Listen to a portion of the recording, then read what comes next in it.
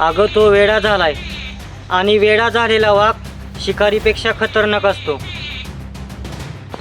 दादा काय करतोयस हे? तुझ्या बाजूला मी तुझं कवच बनून राहील. त्याच्या श्वासात ती आणि तिच्या ध्यासात तो, त्याच्या श्वासात ती आणि तिच्या ध्यासात तो.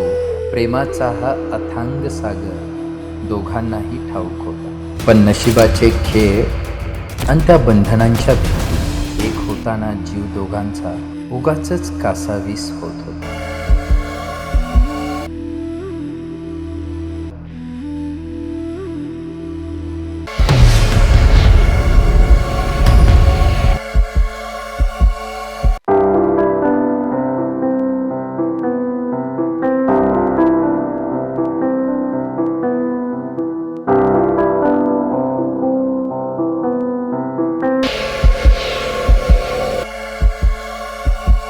या गावात आम्ही सांगल तीच इंजेक्शन डॉक्टर देते.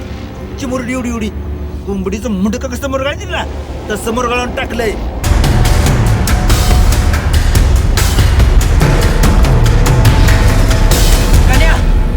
या दोघांना ना दगड मारून घालायची लय हौस आहे.